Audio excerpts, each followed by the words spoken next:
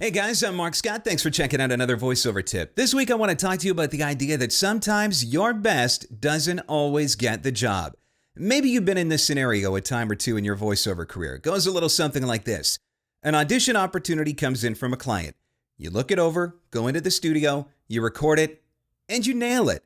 You are absolutely certain that you couldn't have possibly done a better job, and you know the client is going to love it. You know this is exactly what they're looking for, and you are certain that they are going to book you for this voiceover job. You feel that good about it. You submit it, and then you wait. A couple of days pass, and you don't hear anything back, and you're starting to wonder what's going on, and then maybe another day or two passes after that, and you find out you didn't actually get the job, and you're devastated.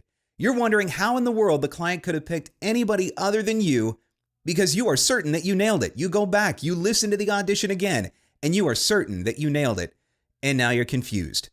Maybe another couple weeks pass, maybe a month goes by, and then you have an opportunity to hear the final product. Maybe it was a web video and you found it on YouTube, or maybe it was a commercial that you heard on radio or TV. You listen to that voiceover, and you're kind of confused. It wasn't anything like the way that you heard it in your head. It wasn't anything like the audition that you submitted. You know that you submitted your best and you were confident that you were going to get it, but the voiceover went in an entirely different direction. And this is why sometimes your best doesn't always get the job. It's the nature of working in a creative business. Sometimes the clients hear things in their head, and no matter how hard they try to communicate that to you through instructions or through descriptive words and audition information, sometimes you're just not going to get it. You just can't be inside of every client's head. And that is why there's such a great opportunity in the voiceover business for people with all different unique voices. Because somewhere out there, there's a client that's hearing things exactly the way that you are going to deliver it. But that may not necessarily be every single client and every single job. So even when you give your best, sometimes you're not going to book the gig. Now, there's a thing that we talk about in the voiceover business a lot, or that a lot of people talk about anyway. It's not my favorite word, and that's rejection. The idea of rejection in the voiceover business. Maybe you're submitting 5, 10, 15, 20, maybe 50 auditions over the course of a week, and maybe you're only converting a couple of those. Maybe some weeks you don't convert any. And it's really easy to feel rejection. It's really easy to let that word slip into your vocabulary because it seems like the easiest way to describe it. But I want to warn you to be careful about using that word rejection. I've found in the past that when I thought about it from a rejection standpoint, that really put a negative spin on it for me.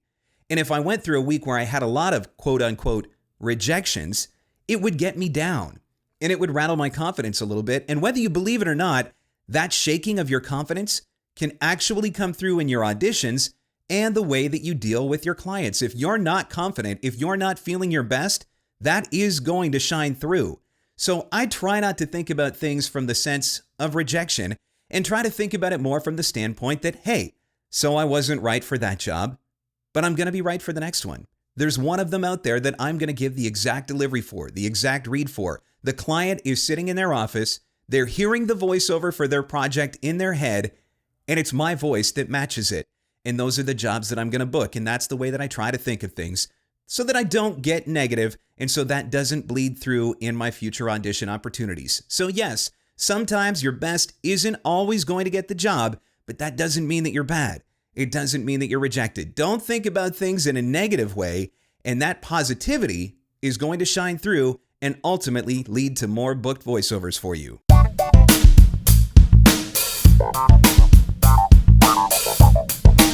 Hey guys, so what do you think? Have you got a story about a time when your best didn't get the job? How did you deal with it?